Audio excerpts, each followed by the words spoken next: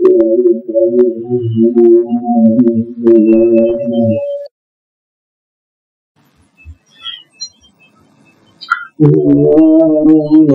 भगवते वासुदेवाय।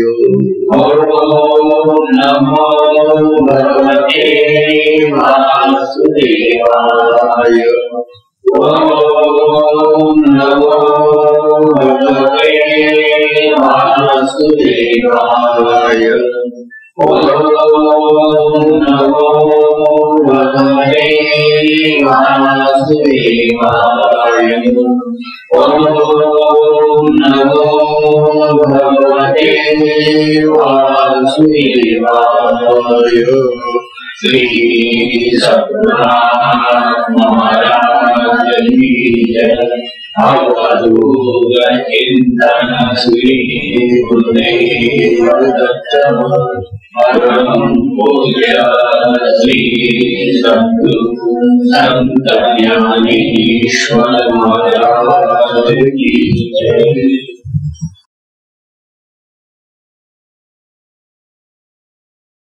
ओम नारायणं पद्मं वशिष्ठं शक्तिं च तत्पुत्र पराशरं च व्यासं शुकं गौडपदं महन्तं गोविन्दयोगीन्द्रमथाशिशिष्यं श्रीशङ्कराचार्यमथस्य पद्मपादं च हस्तामलकं च शिष्यं तन्त्रोटकं वाक्यधारण्यं तस्मद्गुरुं सन्ततमानतोऽहम्। श्रुतिस्मृतिपुराणानामालयं करुणालयं नमामि भगवत्पादं शङ्करं लोकशङ्करम्। शङ्करं शङ्कराचार्यं केशवं बादरायणं सूत्रभाष्यकृतं वन्दे भगवन्तं पुनः पुनः।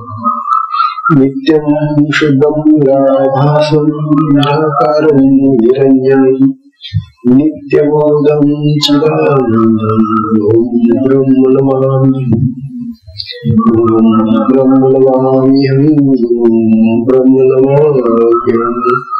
ईश्वरो गुरुरात्मेति मूर्तिभेदविभागिने व्योमवद्व्यक्तदेहाय दक्षिणामूर्तये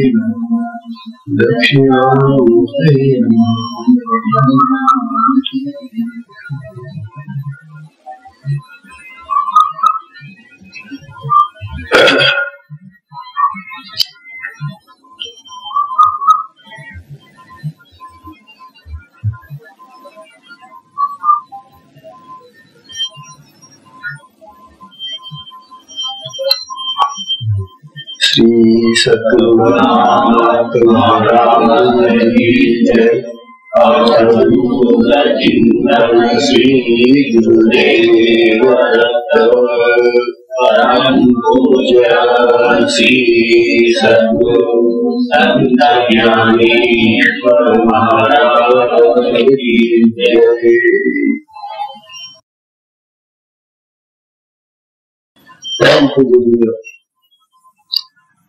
परम पूजनीय श्री सद्गुरु संत ज्ञानेश्वर महाराज, साधकांचे मायबाप बालयोगी आणि भगवान विष्णूचे अवतार असलेले ज्ञानोबा महाराज यांचा श्री अमृतानुभव तथा अनुभवामृत नावाचा ग्रंथ आपण पाहतो. या ग्रंथाचा आता हे आपलं काल 6वं प्रकरण सुरू झालेले आहे. या 6व्या प्रकरणाला नाव दिले गेले आहे शब्दखंडन. शब्द हा आपल्या प्रत्येकाच्या मुखामध्ये असणारा नित्याचा रहिवासी आहे. जसे काही लोक भाड्याने राहतात घरामध्ये,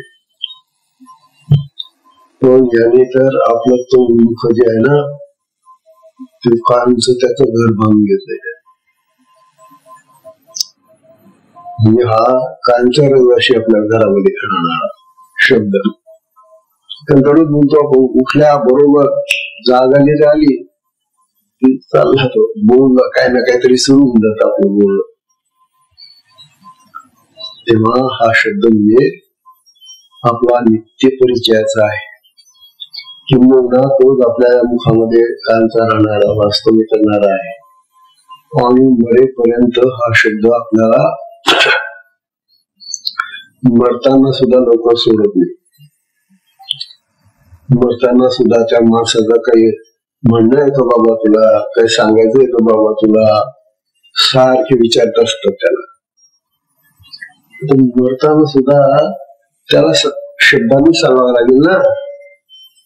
काही समजा त्याच्या मनामध्ये काही असलं सांगायचं जाता जाता तर ते सुद्धा तो शब्दांनी सांगतो. म्हणून जन्माचा पहिला टाहू शब्दाने सुरू होतो आणि मरताना शेवटी शब्दाने अंत होतो. जन्मापासून मरेपर्यंत शब्द आपला रहिवासी आहे. म्हणून शब्दाचा परिचय आपला सगळ्यांना आहे. आता या शब्दाबद्दल ज्ञानोबा आपल्याला फार सुंदर रीतीनं उपदेश करताय. पहिल्या 12 ओव्या ज्या आहेत त्या शब्दाचं महत्व सांगणार आहे.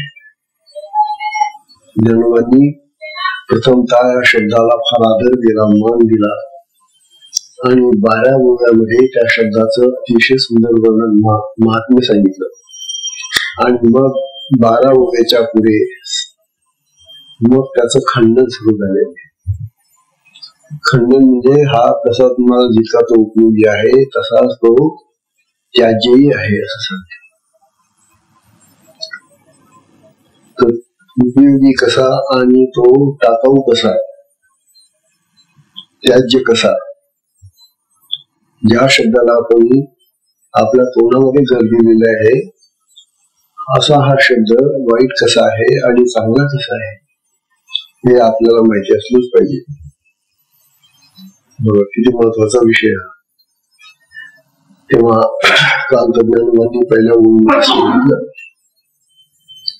बाप उपयोगी वस्तू शब्द. बाप म्हटलं अरे बाबा धन्य बाबा तुझी. तेव्हा हा शब्द म्हणजे उपयोगाची वस्तू आहे, फार कामाची गोष्ट आहे, फार कामाचा आहे. आणि खरंच आपल्याला उपयोगाला पडतो, दररोज उपयोगाला येतो तो. शब्दाशिवाय आपलं कुठलंच काम होत नाही ना. तेव्हा बाप उपयोगी वस्तू शब्द स्मरणदानी प्रसिद्ध. आणि तो काय करतो तर आम्हाला स्मरण करून देतो, स्मरणाचं दान देतो आम्हाला. आम्हाला ज्या गोष्टी आता विस्मरणात गेलेल्या आहेत, आठवत नाहीत, त्या गोष्टी आम्हाला तो आठवून देतो. ज्या गोष्टी आम्हाला आता आठवत नाही त्यांची आठवण करून देणारा हा शब्द मोठा प्रसिद्ध आहे. आणखी काय सांगतात ज्ञानोबा, अमृताचा विषय असा नव्हे, हा एक दोन काय आरशाप्रमाणे काम करतो शब्द. आरसा जसं आपलं तोंड आपल्याला दाखवतो, अर्थात आपल्याला तोंडाचा विसर पडलेला नसतो, तथापि आपण आपल्या तोंडावर काय आहे, कसं आहे, काय झालं याच्याबद्दल आपल्याला माहिती नसते. तोंडाला कुठे डाग पडलाय का, नाकाला कुठे काही झालंय, शंभर आलाय का, तोंडामध्ये काही आलंय का, वगैरे वगैरे अनेक गोष्टी. या गोष्टी आपण आरशात पाहतो. परंतु हा जो आरसा आहे शब्द हा अमूर्ताचा आरसा आहे. हे शरीर तर मूर्त शरीर आहे. मूर्त म्हणजे मूर्तीसारखं प्रत्यक्ष दिसणार आहे. पण शब्द हा असा आरसा आहे की जो अमूर्ताचाही आम्हाला काय करतो, आठवण करून देतो. अमूर्त म्हणजे जो मूर्तिमान नाहीये, दिसत नाही, न दिसणाऱ्या गोष्टीलाही हा दाखवतो. तसा हा जो आपला आरसा नेहमीचा तो ते नाही करू शकत. शब्द मात्र असा आहे की तो अमृताचा सुद्धा स्मरण देणार आहे. अमृत काय, या आरशाला जर म्हटलं आपण, हे आरशोबा तुम्हाला तुमचं दाखवतो बाबा, परंतु अमूर्त म्हणून जे आहे, जे दिसत नाही आम्हाला, ते दाखवशील का तू? आमचा प्राण दाखवशील का तू? असं म्हणजे बोलते नाही रे. हा, असं एक ठोस असेल, भरीव असेल, मूर्त असेल, तेच मी तुला दाखवेन. तू जर म्हणशील किंवा अमूर्त दाखव आम्हाला, ज्याला मूर्तीचा म्हणजे त्याला आकार नाही, रूप नाही, अशी वस्तू हा असायला दाखवू शकतो. परंतु शब्द मात्र असं काम करतो की तो अमूर्तालाही दाखवू शकतो. हा केवढा उपकार आहे बघा ना. हा शब्द आपल्याला आत्म्याचा विसर पडलेला आहे आपल्याला, कारण आपण आपल्या कर्मामध्ये लागलेलो असतो आणि शरीराने इंद्रियांनी ही सगळी कर्म करत असतो, म्हणून आपल्याला इंद्रियांचा आणि शरीराचा आठवण असतो. शरीरच महत्वाचं आहे आपलं, कारण सगळं कर्मामध्ये शरीराला आपण लावतो, म्हणून शरीराचा आठवण असतो आम्हाला, आठवण असते आम्हाला. परंतु या शरीराला जो चालवणारा मालक आहे आत्मा, त्याची आम्हाला आठवण नसते. मग हा आरसा त्याची आठवण घेईल का? नाही. तेव्हा शब्द हा असा आहे की तो त्या आत्म्याची, ब्रह्माची, परब्रह्माची, ईश्वराची, देवाची आठवण करून देतो आपल्याला. म्हणून आरसा, साधा आरसा आणि हा आरसा याच्यामध्ये महान अंतर आहे.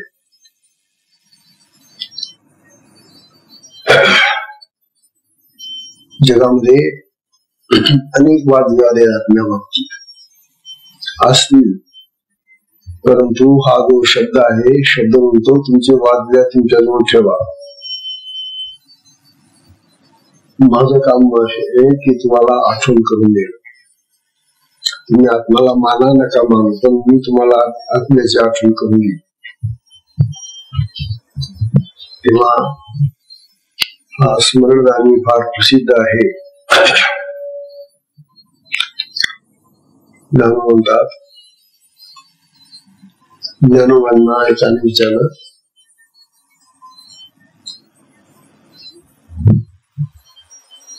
अविद्या आणि विस्मरण याच्यामध्ये काय फरक आहे महाराज? ते म्हणतात हा स्मरण देण्यामध्ये फार पक्का आहे, याच्या उलट विस्मरण होतं आम्हाला. विस्मरण म्हणजे काय आणि अविद्या म्हणजे काय? अविद्या म्हणजे अज्ञान म्हणजे काय? तेव्हा अज्ञान किंवा अविद्या आणि विस्मरण याच्यामध्ये काय फरक आहे?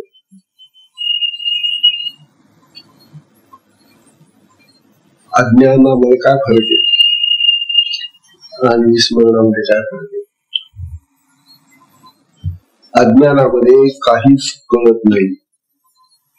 अज्ञान हे असं काही असतं की त्याच्यामध्ये आमची बुद्धी कुठंच काही काम करू शकत नाही, बुद्धी चालत नाही आमची, त्याला अज्ञान म्हणावं. जेव्हा बुद्धीचा उपाय खुलतो, बुद्धी काही करू शकत नाही, जाणू शकत नाही ज्या गोष्टीला, ते अज्ञान. अज्ञानामध्ये आम्ही अंधकारात असतो, अंधारामध्ये असतो, आपल्याला काही दिसत नाही. तसं हे अज्ञान जे आहे ना, ते आम्हाला काहीच कळू देत नाही, त्याला म्हणावं अज्ञान. विस्मरणात काय असतं? पूर्वी आम्हाला आठवण होती त्याची, आम्ही त्याला पाहिलेले आठवत होतो त्याला, आता ते आमच्या स्मरणातून गेलेले. म्हणजे विस्मरण हे अज्ञानापेक्षा फार वेगळं. अज्ञानामध्ये काहीच कळत नाही, परंतु विस्मरणामध्ये आम्हाला कळत होतं, आठवत होतं पूर्वी, आणि ते आता नाही म्हणून त्याला विस्मरण म्हणतात.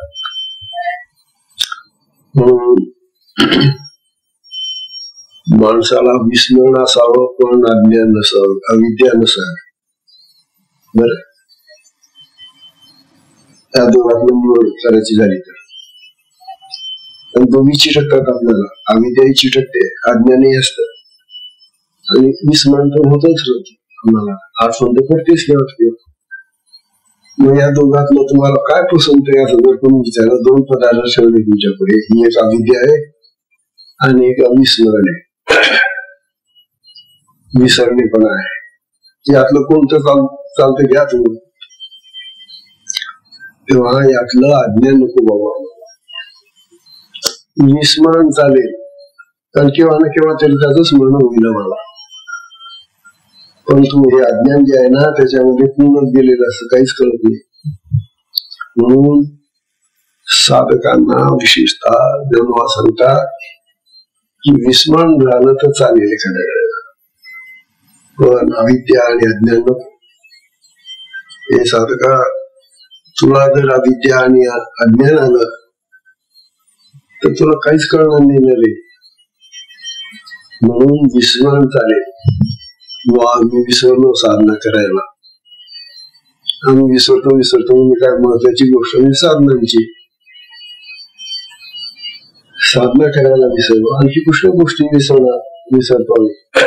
परंतु ज्या मुख्य चांगल्या गोष्टी आहेत त्या जर विसरलो तर त्यातून आपल्याला स्मरण येतील आणि हा शब्द त्यावेळेला आपल्याला उपयोगाला येतो. तेव्हा विस्मरण आम्हाला स्मरणाच्या उलट असणार एक अवस्था, पूर्ण स्थिती आहे.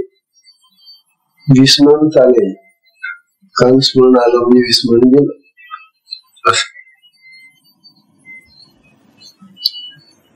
प्रत्येक माणसाजवळ या विस्मरणाला नाहीसं करणार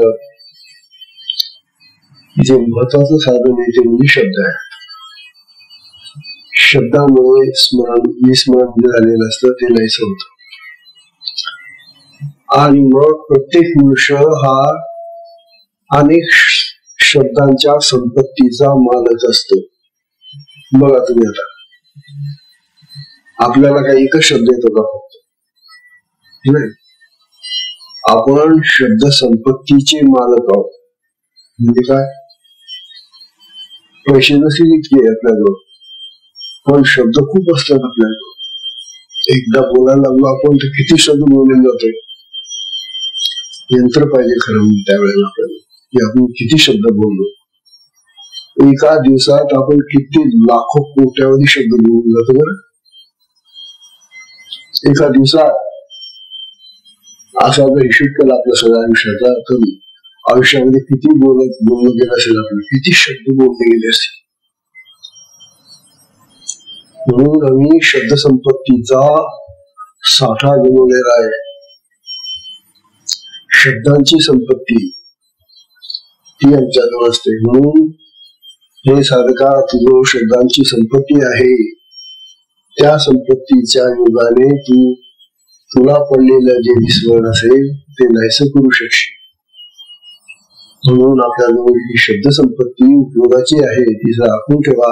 जसा पैसा आपण काळजीपूर्वक राखून ठेवतो नाही का, कपाटात म्हणा, कुलपात म्हणा, तिजोरीत म्हणा, कुठे कुठे तो राखून ठेवतो, तसा हा शब्दांचा साठा आपल्याजवळ राखून ठेवायला पाहिजे आपण, कारण तो आपल्याला स्मरण देणार आहे.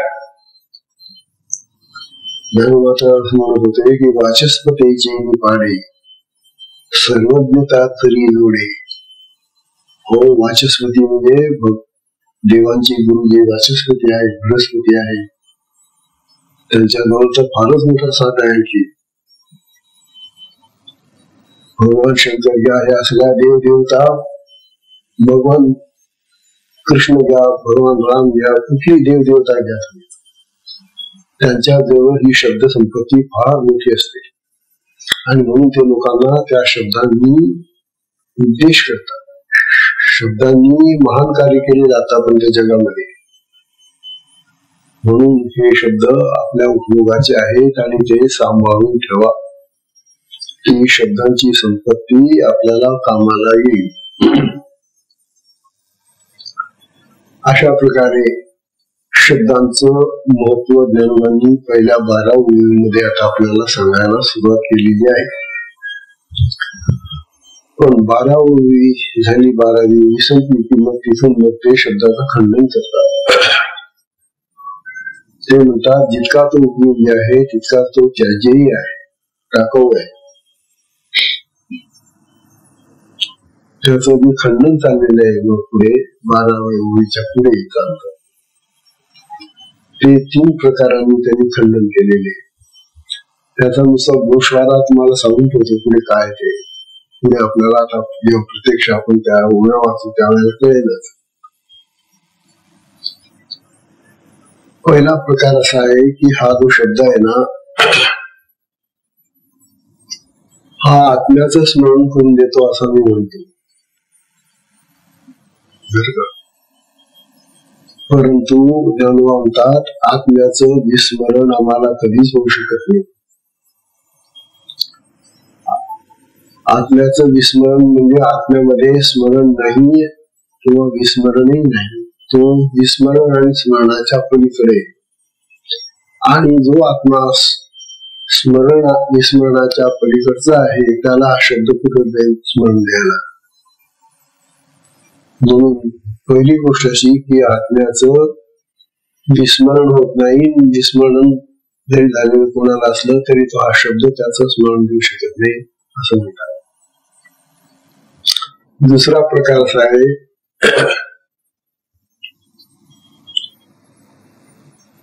आत्मस्वरूपाच्या ठिकाणी अविद्या असते आणि त्या अविद्येची तो निवृत्ती करतो म्हणे हा शब्द. अज्ञान असलं की ते अज्ञान घालवणारा आहे हा शब्द. पण ज्ञानोबा सांगतात आत्म्याच्या ठिकाणी अविद्याही नाही, अज्ञानही नाही, ज्ञानही नाही ना अज्ञानही नाही. मग हा शब्द कुठलं अविद्येचं निवृत्ती करणारा आणि काय करेल तेव्हा तेही खोट आहे. तिसरा प्रकार असा आहे की शब्द हा आत्म्याचं प्रकाशन करतो, त्याला उजेडात आणतो, त्याला दाखवतो असं म्हणतात. परंतु तो आत्मा स्वयंप्रकाशी आहे, त्याला कोणाचा उजेड पाहिजे का? मग शब्दाने कसं काय अभिव्यक्त होतो, तेही खोट आहे. अशा प्रकारे ज्ञानोबांनी पुढे या शब्दाचं खंडन केलेलं आहे. ते जवळजवळ या प्रकरणामध्ये ओव्या किती आहेत मागच्या प्रकरणामध्ये तरी 68 ओव्या पाहिल्या आपण. सच्चित आनंद पदत्र विवरण 68 ओव्यांचं प्रकरण होतं. आता आपल्याला 103 ओव्या पाहिजे. तेव्हा या 103 ओव्यांमध्ये ज्ञानोबांनी शब्दांचं गुणगान आणि शब्दांचं खंडन असे 2 विभाग करून त्या शब्दाचं स्वरूप आपल्या पुढे स्पष्ट केलेले. तेव्हा हा पहिल्या ओळीमध्ये आता आपल्याला जे सांगितलं की स्मरणदायी आहे आणि तो अमूर्ताला सुद्धा प्रकाशित करतो. अमूर्ताचा आरसा आहे असं आपल्याला ज्ञानोबांनी आता सांगितलं. हे खरं की शब्द आता आपल्याला सगळ्यात जवळचा जर कोणी असेल तर तो म्हणजे आपल्याला शब्दच आहे. आपल्यावर संकट आलं, आपल्यावर सुख आलं, सुख येऊ वा दुःख येऊ, सुख दुःखामध्ये आपल्या जवळ राहणारा कोणी जर असेल तर तो म्हणजे शब्द आहे. बघा तुम्ही एकटेच आहात आणि तुम्हाला काही त्रास मिळाला, त्रास झाला रे झाला, पोट दुखायला लागलं, काही डोकं दुखायला, काही पण दुखतं, तेव्हा असं काही झालं रे झालं की लगेच तुम्ही तोंडामध्ये असलेला जो शब्द आहे त्याचा उपयोग करता, हात मारता किंवा काहीतरी बडबड करता. मग कोणतरी धावत येतो, का हो असं काय झालं, काय झालं, काय झालं, मग उपचार सुरू होतो. म्हणजे दुःखाच्या वेळेला शब्द उपयोगाला येतो. म्हणजे सगळ्यात जवळ येतो. आपले नातेवाईक आपले जे कोणी असतील ते डॉक्टर वगैरे सगळे दूर आहेत, पण पहिला उपचार करणारा, पहिला आपल्याला साहाय्य देणारा, कोणी मदत करणारा जर कोणी असेल तर तो शब्द आहे. कारण तो आपल्या मुखातच राहतो ना, त्यामुळे तो चटकन आपल्याला मदत करतो. म्हणून तो आपल्याला संकटामध्ये मदत देतो आणि सुखामध्ये तर मदत आहेच तुम्हाला. तुम्हाला जेव्हा सुख होतं, आनंद होतो, त्यावेळेलाही तो मदत करतो. ते सुख कसं अनुभवायचं, त्या सुखाचा अनुभव कसा घ्यायचा, याच्याबद्दलही तो आपल्याला माहिती देतो. संसारामध्ये तर शब्दाशिवाय कामच नाही. सगळा संसार हा शब्दमय आहे. बघा तुम्ही संसारामध्ये जर मुकामुशी गेला तर काय होईल? त्याला संसार करता येईल का? मुक्याला संसार करणं भरपूर अवघड आहे. आणि त्याच्या खाना खुणा दुसऱ्यांना कळल्या तर ते त्याला काही देतील घेतील ना. म्हणून शब्द किती चटकन काम करून जातो.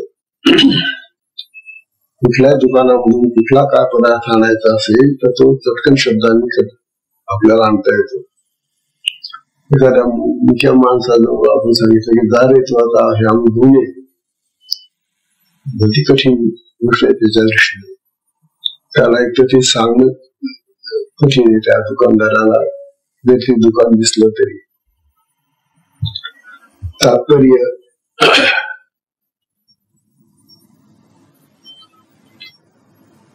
शब्द हा आपल्याला सुखदुःखामध्ये जवळचा मित्र आहे असं ज्ञान आपल्याला सांगतोय.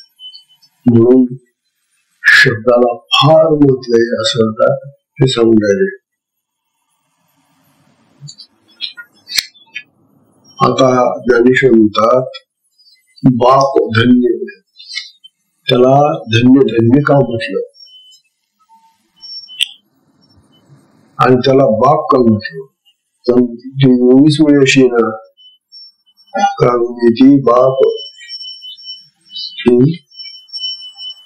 अमूर्ताचा बाप उपयोगी वस्तू शब्द. ज्ञानेश्वरांनी शब्द वापरला बाप. अरे बाबा शब्दा फार उपयोगाची वस्तू आहे बाबा. ज्ञानवांनी त्याला बाबा का म्हटलं?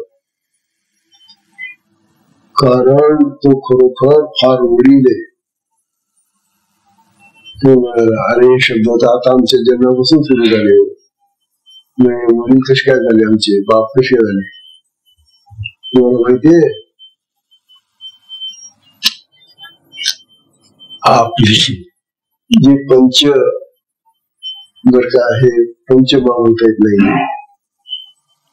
पृथ्वी, पाणी, अग्नी, वायू आणि आकाश.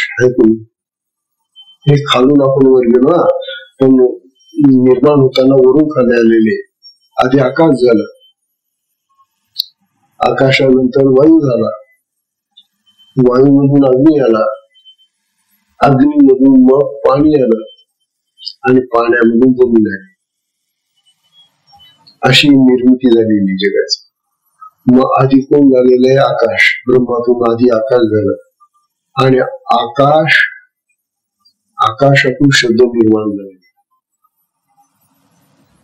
बर, तेव्हा आकाशाचा एकच एक गुण आहे फक्त, तो म्हणजे शब्द. पृथ्वीला 5 गुण आहेत,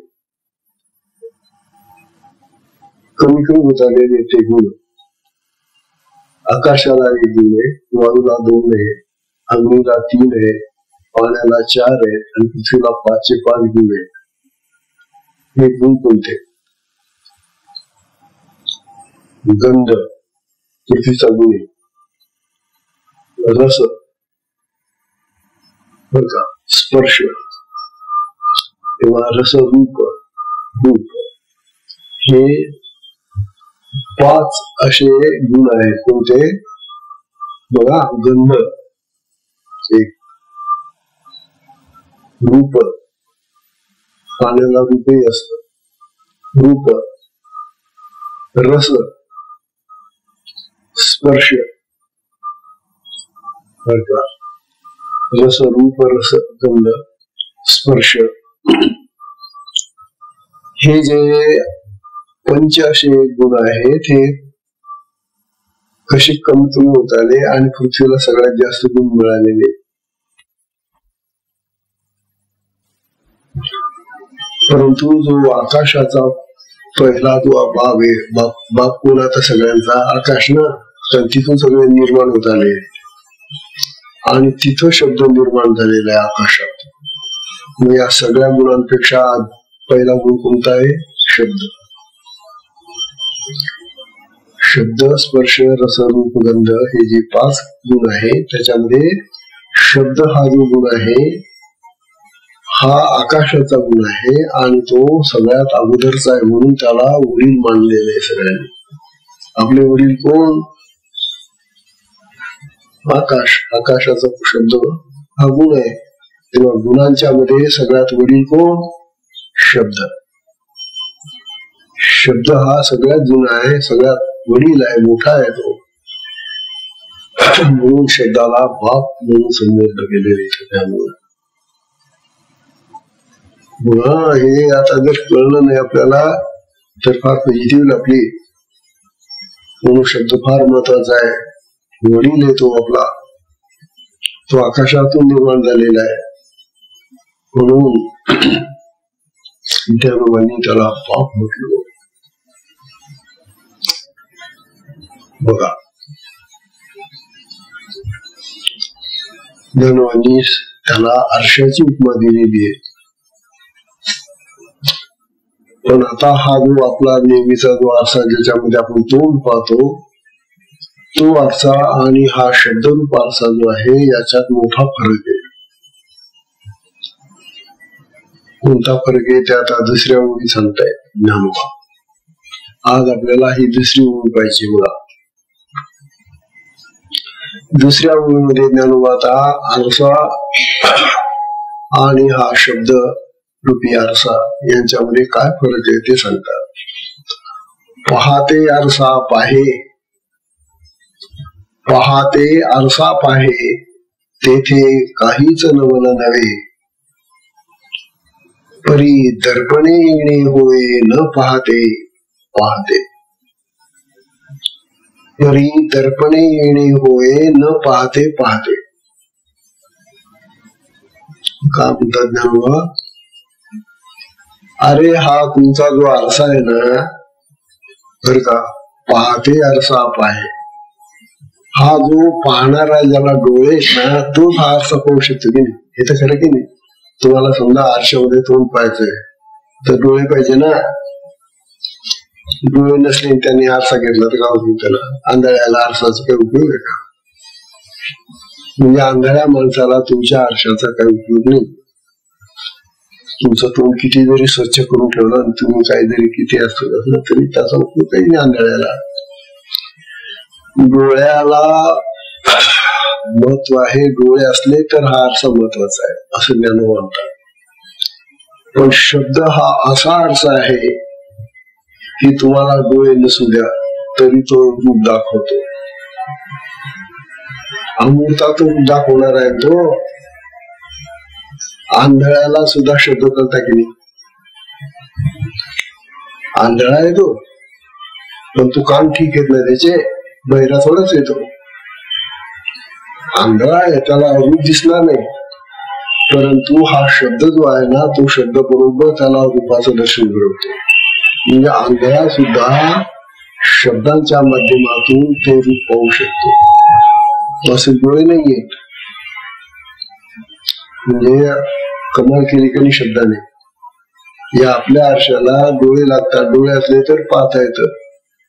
पण शब्दरूपी आरसा हा असा काही विचित्र आरसा आहे की तुम्हाला डोळे असू द्या नसू द्या तरी सुद्धा तो दाखवतो, तुम्हाला रूप दाखवतो. रूपदर्शन हे जे आहे ते शब्दांनी आपल्याला कळतं.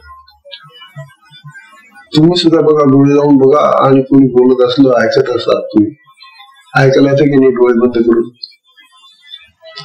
असं होतं, अरे मी डोळे बंद केल्यामुळे तुझं ऐकणं बंद होऊन गेलं, असं कधी होतं का? नाही. कारण डोळ्यांचं काम वेगळं आहे रूप पाहण्याचं आणि कानांचं काम ऐकण्याचं आहे, श्रवणाचं आहे.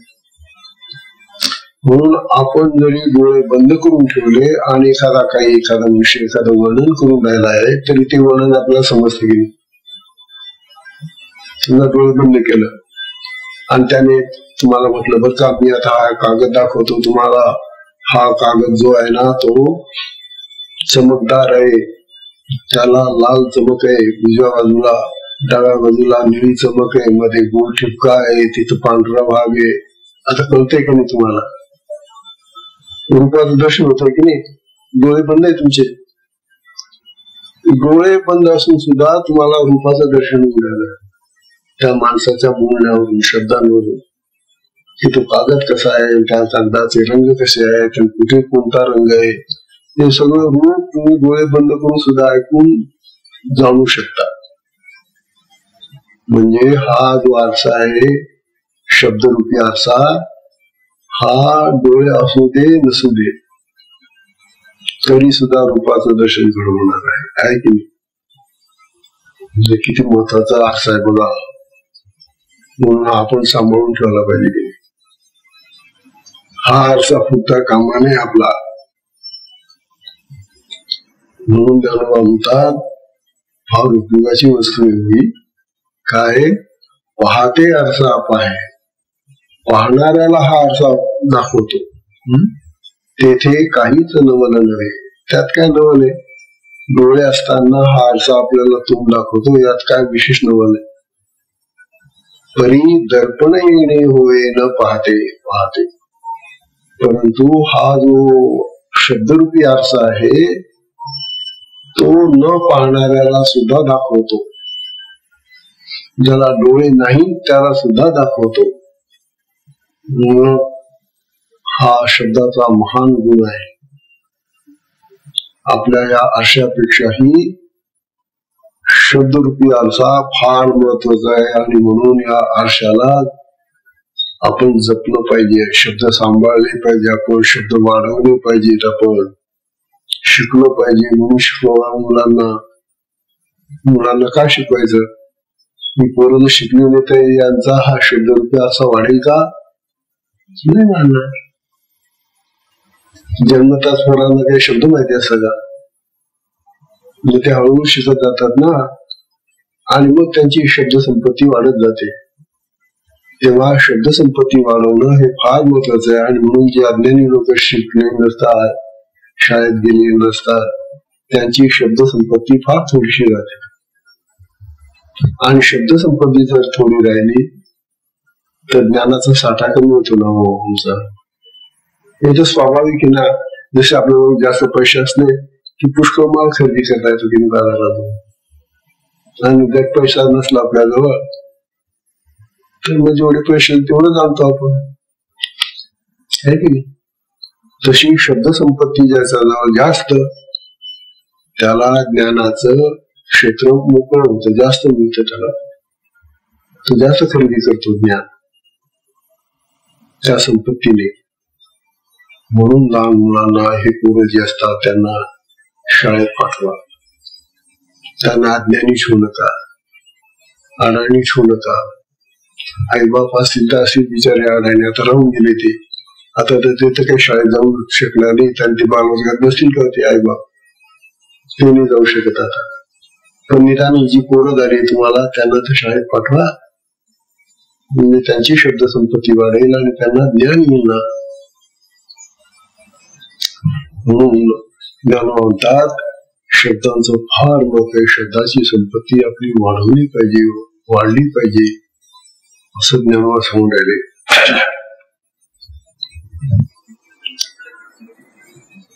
बोला.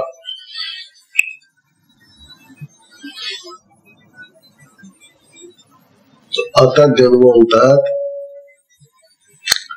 हा अमृत अनुभव मी तुम्हाला सांगून राहिलो. ज्ञानवा अमृताचा अनुभव तुम्हाला शब्दांनी सांगून राहिले का? आम्ही अमृतही पाहिलं नाही, त्याची तर कधी चव घेतली नाही. अमृत पाहिलं नाही, त्याचा अनुभव घेतला नाही. पण ज्ञानोबा आम्हाला त्या अमृताची चव मात्र आम्हाला या शब्दामधून देऊन राहिली. ऐकून आता ज्ञानोबा शब्दाच्या माध्यमातूनच आम्हाला सांगून राहिले ना. मग अमृताचा जो अनुभव आहे तो नसताना आम्हाला ज्ञानोबा शब्दांच्या माध्यमातून त्या अमृताची चव, त्याचा अनुभव काही प्रमाणात का होईना देऊन राहिले आम्हाला, कळतं आम्हाला. मग शब्दाचं किती महत्व आहे तुम्हाला. म्हणून शब्दांचा हा जो उपयोग आहे तो फार मोठा आहे असं ज्ञान म्हणतात. म्हणून अमृतानुभव कुणी वाचावा आता असा प्रश्न आला. कोणी वाचावा हा अमृतानुभव?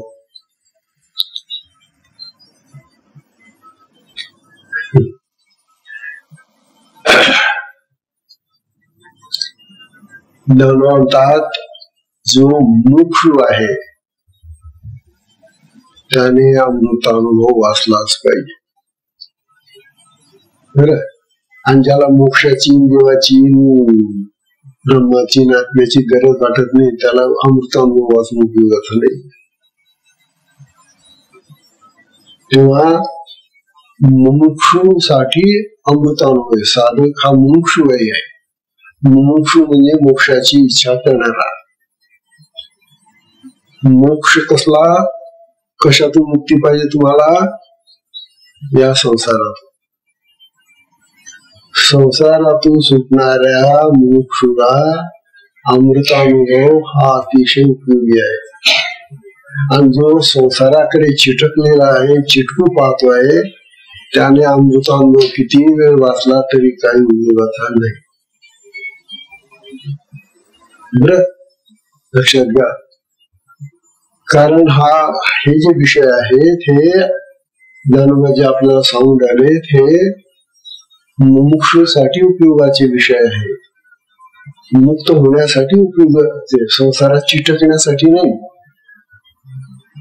एक गोष्ट लक्षात ठेवा, माणूस संसारामध्ये जन्माला येतो, हे तर खरं की नाही.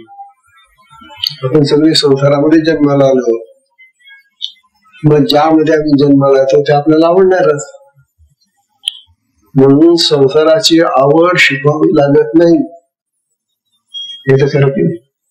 और तुम्हाला या पोराला आता संसाराची आवड शिकवावं, मास्तर गुरुजी याला संसार कसं करावा, कसं बोलला तो संसार. संसाराची आवड शिकवावी लागत नाही, तो आपोआप येतो. आपोआप त्याला ती आवड लागते त्या संसारामध्ये तो जन्माला आला असल्यामुळे. पण परमार्थाची आवड शिकवावी लागते, हे तर खरं की नाही. परमार्थाची आवड शिकवावी लागते. परमार्थाकडे मनुष्य सहसा जात नाही तो संसार सोडून. म्हणून तर पुष्कळ साधक येत नाही, कारण ते संसारामध्ये चिटकलेले. संसारामध्ये चिटकलेल्या माणसाला परमार्थाला जाता येत नाही. म्हणून ज्ञानोबा म्हणतात अमृतानुभव हा असा ग्रंथ आहे आमचा की जो मुमुक्षू आहे त्याने वाचावा. त्याला तो परमार्थाला घेऊन जाईल आणि परमार्थाचं जे उच्च टोक आहे तिथपर्यंत पोहोचून देतो, असा हा ग्रंथ आहे. म्हणून ज्ञानोबा आपल्याला सांगून राहिले की मुमुक्षूंनो, साधकांनो, तुम्ही अमृतानुभव वाचा बरं का. नाही वाचता आला तुमच्या नाका तरी, असं ज्ञानोबा फार महत्वाचं आहे. होय,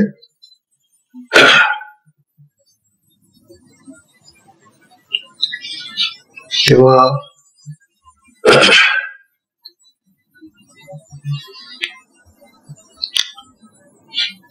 ज्याला जीवदशेचा कंटाळा आला असेल त्याने हा अमृतानुभव वाचावा. दुसरी गोष्ट, ज्याला जीवभाव देहभावच आवडतो, देहाचंच कौतुक त्याला करावंसं वाटलं नाही, मी म्हणजे देहच आहे, ही ज्याची समजूत पक्की झाली आहे त्याला अमृतानुभव देऊन काय उपयोगाचा नाही. कारण तो देहालाच आत्मा समजून राहिला ना. आहे की नाही? मी कोण आहे? मी देह आहे. मी अमुक अमुक नावाचा देह आहे. अमुक जातीचा, अमुक अमुक अमुक पद्धतीचा, असा असा राहणारा, असं काम करणारा मी देह आहे. असा जो देह भाव सतत राहतो, म्हणजे जीव भावात जो सतत राहतो, अशा माणसाला अमृतानुभव काय करेल? जीव भाव हा संसाराला चिटकणारा असा भाव आहे. संसारामध्ये गोडी वाटणारा जर काही असेल तर तो जीव भाव आहे. ज्याला जीव भाव आहे त्याला संसारामध्ये जास्त गोडी वाटते. पहा तुम्ही, ज्याचा जीव भाव कमी होत जातो, देव भाव कमी होत जातो, अरे हा मरणारा दे, याला काय किती सांभाळायचं, बघ पुरे झाल्याची याची लाड आता, असं जो म्हणतो त्याला अमृतानुभव जास्त मदत देईल. पण तो मोक्ष होतो. आता तो या संसारातून सुटण्याचा प्रयत्न करतोय, म्हणून त्याला अमृतानुभव जास्त मदत देणार आहे. म्हणून अमृतानुभव मधले जे शब्द आहे ते मुमुक्षु साधकांसाठी जास्त उपयोगी आहे.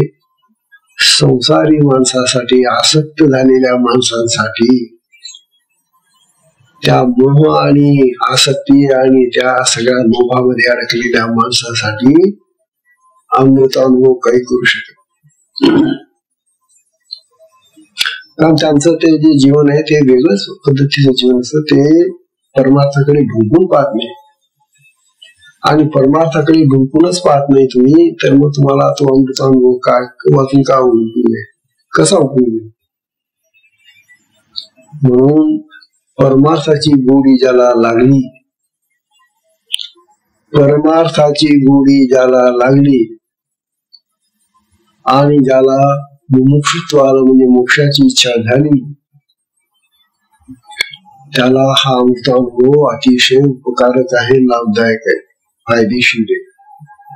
त्याने हा ऐकलाच पाहिजे असं ज्ञानोबा आपल्याला सांगून राहिले. म्हणून हा ग्रंथ साधकांनी ऐकलाच पाहिजे, इतका महत्वाचा असा हा ग्रंथ आहे असं ज्ञानोबा आपल्याला वारंवार सांगून राहिले. बरं, आता तिसरी ओळी येते, फार सुंदर आहे. ज्ञानोबा एका ओळीमध्ये या आत्म्याचं महत्व प्रकट करून राहिले. पहिल्या ओळीमध्ये आपल्याला हा आरशासारखं काम करतो असं सांगितलं, अमृताचा आरसा सांगितलं. दुसऱ्या ओळीमध्ये ज्ञानोबाने सांगितलं की हा आंधळ्याला सुद्धा पाहता येणारा असा आरसा आहे. डोळे असलेल्याला तर पाहता येईलच येईल, त्यात काही नवल नाही. पण तो जो आंधळा आहे त्याला सुद्धा पाहता येतं, अज्ञानी आहे त्याला सुद्धा या शब्दरूपी आरशाने ते रूप कळतं. आता तिसरी ओळ बघा. तिसऱ्या ओळीमध्ये ज्ञानोबा आणखी शब्दाचं महत्व सांगतायत. ज्ञानोबा म्हणतात, वडिला अव्यक्ताची वंशात उद्योत करून सूर्य जैसा येणे एके गुणे आकाशा अंबरत्व.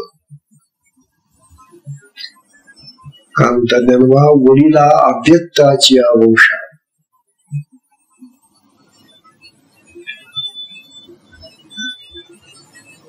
उद्योत करून सूर्य जैसा येणे एके गुणे आकाशा अंबरत्व. हे बघा, तुम्हाला माहिती आहे की आकाशामध्ये सूर्यही उगवतो.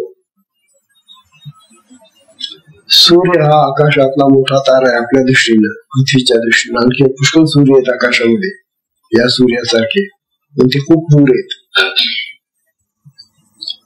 पण हा जो दिसणारा सूर्य आपल्याला दररोज हा आकाशामध्ये उगवतो ना, आकाशामध्ये दिसतो ना आपल्याला. मग आकाशातला मोठा प्रकाश देणारा तारा कोणता, तर सूर्य, हे आपल्याला माहिती झालं. परंतु सूर्यापेक्षाही वडील जर कोणी असेल तर ज्ञानोबा म्हणतात शब्द आहे.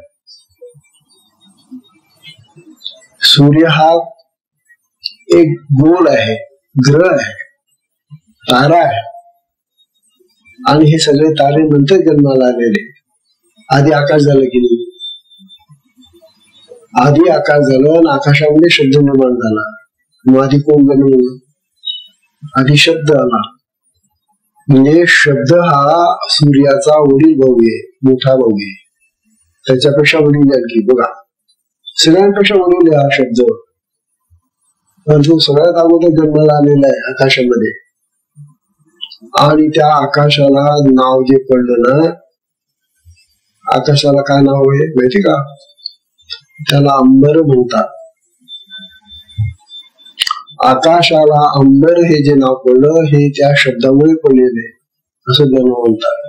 पहा ना, येणे के गुणे आकाशा अंबरत्व. हा एकच गुण, कोणता शब्द? हा गुण आकाशाचा. या एकाच गुणामुळे त्या आकाशाला अंबर असं दुसरं नाव मिळालं. तर अंबर हा शब्द आहेत ना, आहे की नाही? मग शब्दामुळेच त्याला अंबर कोण असं नाव मिळालं. बापाला नाव मिळून दिलं त्याने, म्हणून बापाला नाव मिळून द्या. पोरांना सांगा, अरे आपल्या बापाचं नाव काढा, आहे की नाही? बापाचं नाव गुरुवाने काय करा, बापाचं नाव उज्ज्वल करा. असं काही करा की जेणेकरून बाप मोठा दिसेल.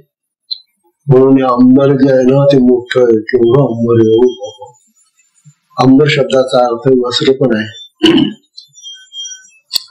वस्त्रासारखं पसरलेलं नव्हते वर, आणि केवढं वस्त्र आहे, मोठं आहे ना. म्हणून मोठेपणा मिळून दिला आकाशाला तो शब्दाने, बापाचं नाव काढलं त्याने.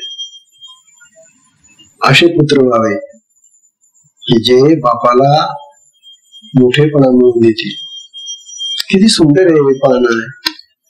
हा शब्द त्या आकाशाच्या पोटी जन्माला आला आणि त्याने त्या आकाशाला अंबर हे नाव मिळून दिलं. तसं नाव मोठं केलं. वडिला अव्यक्ताची आमुषा. बरं, पुन्हा त्याचे जे वडील आहेत ना, या शब्दाचे वडील कोण? आकाश. आकाशाच्या पोटी जन्माला आलाय ना हा शब्द. मग शब्दाचे बाप कोण? आकाश. पण आकाश दिसत का आपल्याला? ते अव्यक्त आहे. अव्यक्ताच्या वंशात जन्माला आलेला आहे शब्द. आणखी लक्षात घ्या, आपली पोरं आईच्या पोटी जन्माला येतात, ती बाई दिसते आपल्याला जन्माला. म्हणजे व्यक्त असलेल्या व्यक्तीच्याच पोटातून पोरं येतात. म्हणजे हे अव्यक्तातून जन्मत नाही. शब्द मात्र असा विचित्र आहे की त्याला जो जन्म लाभला तो अव्यक्तातून लाभला. जे प्रगट दिसत नाही त्याच्यातून तो जन्माला आला. आकाश अव्यक्त आहे. आकाश म्हणजे जे दिसतं पांढरं वगैरे काळा, ते त्याला आकाश म्हणजे काही जी पोकळी आहे ना त्याला आकाश म्हणतात. आणि ते दिसत नाही. पोकळी दिसते का आपल्याला? नाही. म्हणून अव्यक्ताच्या पोटी वंशामध्ये हा जन्माला आलेला शब्द आहे. विचित्र आहे त्याचा जन्म. त्याचा जन्मच किती विचित्र पाहणं. वास्तविक सगळी प्रजा जी निर्माण होते पशु पक्ष्यांची सगळ्यांची, ती व्यक्तामधून व्यक्त होतात, आहे की नाही? व्यक्त म्हणजे प्रगट झालेलं असतं त्याच्यामधून ते प्रगट होतात. पण हा शब्द मोठा विचित्र आहे बाबा. हा अव्यक्ताच्या पोटी जन्माला आला. याची महती फार मोठी हो. आणि अव्यक्ताच्या पोटी जन्माला येऊन त्याने बापाला अमृतत्व नाव दिलं ना, त्याला नाव मिळालं. अंबर म्हणून जे आहे, आकाश म्हणून जे आहे, हे नाव त्या शब्दामुळे आलेलं आहे. त्या आकाशाला त्या अव्यक्त आहे, दिसत नाही, ते अदृश्य आहे. ते त्या अदृश्याला दृश्यात आणण्यासाठी शब्द उपयोगी झाला. म्हणून शब्दाचा फार उपयोग आहे. शब्द फार बापालाही उपयोगी पडला बिचारा. मग आपल्याला उपयोगी पडला नाही का? तो तुझं त्याच्या बापाला उपयोगाला येतो, त्याच्या बापाला मोठं करतो आणि आपल्या घशामध्ये तो नेहमी राहतो. मग आपल्याला उपयोगी पडणार नाही का? तो आपल्यालाही उपयोगी येतो तो. म्हणून शब्दाचं मोठेपण ज्ञानोबा आपल्याला सांगण्याने, वडिला व्यक्ताची आमुषा उद्योत करून सूर्य जैसा उदय होणारा, जो सूर्य उद्योत करून उदय होणारा सूर्य आकाशातून उगवतो ना बिचारा. ज्याप्रमाणे अव्यक्त आकाशाच्या मधून उगवणारा जसा सूर्य प्रकाशित करून सगळ्या जगाला प्रकाश देतो, त्याचा मोठा भाऊ हा जो शब्द आहे तो त्याच्याही पेक्षा जास्त उपकार करणार आहे. सूर्य केवढा उपकार करतो आपल्यावर. अहो सूर्याच्या उष्णतेमुळे आपलं सगळं जीवन आहे, प्राणी पशु पक्ष्यांचं सगळ्यांचं जीवन सूर्यामुळे आहे. हा सूर्य जर नसता आपल्याला तर आपण त्या इतर जे ग्रह आहेत जिथं मनुष्य वस्ती नाही काही नुसते माती पडलेली असं झालं असतं आपलं. परंतु सूर्यामुळे आपल्याला पृथ्वीवर वनस्पती आली, प्राणी आले, सगळं जंगल आली, सगळं नद्या आल्या, पाणी आलं, सगळं आलं. म्हणून सूर्याचा जसा उपकार आपल्यावर आहे तसाच हा शब्दाचाही उपकार आहे. हे दोन्ही भाऊ आपल्याला फार उपकारक आहेत. बरं, तेव्हा सार गोष्ट शब्दाने आपल्यावर अनंत उपकार केलेले आहेत, अनंत लाभ दिलेले आहेत, अनंत आपले फायदे साधून दिलेले आहेत. आपल्याला तो फार उपयुक्त आहे. म्हणून हे साधकांनो, शब्द संपत्तीला राखून किंवा उधळू नका. शब्द व्यर्थ गमावू नका. पैसे गमवता का व्यर्थ? नाही. ते कसं राखून ठेवता बरोबर. आता ज्याला कळत नाही तो कसंही उधळतो पैसे, आहे की नाही? परंतु ज्याला कळतं पैशाचं महत्व आहे तर तो बरोबर नियमाने पैसे बरोबर ठिकाणी वापरतो. त्याप्रमाणे शब्दांचाही वापर त्या पैशांसारखा करा, उधळू नका. शब्द जर तुम्ही उधळायला लागला तर तुमची शक्ती वाया जाईल. हे काय पैसे उधळले तर एक वेळ शक्तीने जाणार. समजा एखाद्याची 100ची नोट हरवली तर किती शक्ती वाया गेली त्याची अंगातली, जाते का काही? पण 100 शब्द जर तुम्ही बोललात तर 100 शब्दांबरोबर तुमच्या घशातली शक्ती वाया गेली. म्हणून हा जो शब्द आहे हा शक्तिमान आहे, आणखी आमची शक्ती वाचवणार आहे.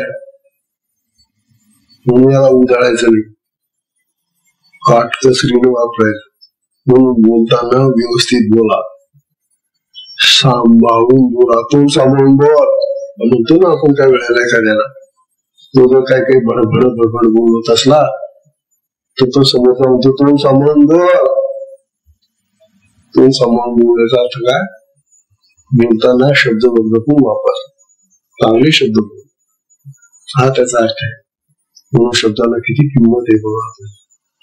म्हणून आपल्या या संपत्तीपेक्षा शब्द संपत्ती फार मोलाची आहे असं ज्ञानवाद आपल्याला सांगणारच आहे. सत्संगाची वेळ आपल्यामुळे सत्संगाला विश्राम देऊया. फार सुंदर विषय चाललेला आहे. हरिओम तत्सत.